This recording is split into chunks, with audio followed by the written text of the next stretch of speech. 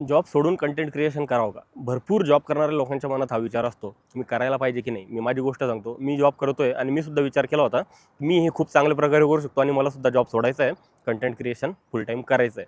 तर मित्रांनो, वाटतं तेवढं सोपं नाही आहे. काय माहिती का, जॉब तुमचं स्टेबल इन्कम असतं. हे दर महिन्याला तुमच्या अकाउंटला एवढे पैसे पडणार म्हणजे पडणार आहे तुम्हाला माहीत असतं. पण कंटेंट क्रिएशनमध्ये काय माहिती का, खूप स्टेबल झालेले लोक आहेत, की ज्यांना चांगलं त्यांना माहिती आहे, की महिन्याचं एवढं इन्कम येईल, हे होईल.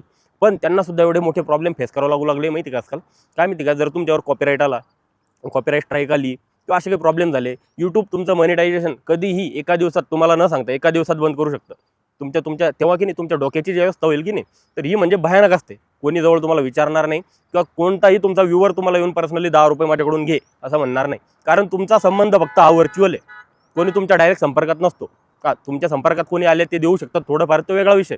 पण तरीसुद्धा म्हणजे समजून घेण्याची गोष्ट तुम्हाला ही आहे, की स्टेबल इन्कम सोडून हे हातातलं सोडून पळत्याच्या मागे पळणं आहे.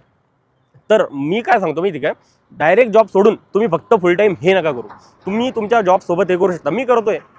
म्हणजे तुम्हाला खूप जास्त हायर लेवल, खूपच भारी क्वालिटी असं करण्याची गरज नाही. तुमच्याकडून जसं जमल तसं सुरुवातीला करा. तुमच्याकडून जसा वेळ मॅनेज होत जाईल आणि एक वेळेस का जर तुमची जेवढी पेमेंट आहे त्या तेवढं जर तुम्ही यूट्यूबमधून किंवा कंटेंट क्रिएशन इंस्टाग्रामवरून कमवू लागले, तर तेव्हा तुम्ही जॉब क्विट करू शकता. कारण तुम्हाला तोपर्यंत एक आयडिया आलेली असते, की तुम्ही महिन्याचं किती इन्कम कमवणार आहे किंवा तुम्हाला किती तुम्ही कमवू शकता. या सगळ्या गोष्टी एक वेळेस कळाल्या, मग समोर तुम्ही तुमचं ठरवू शकता काय करायचं आहे, काय नाही. तर तुम्हाला काय वाटतं, तुम्ही विचार काय करतायत हे मला सांगा आणि लाईक करा, सबस्क्राईब करा, फॉलो करा.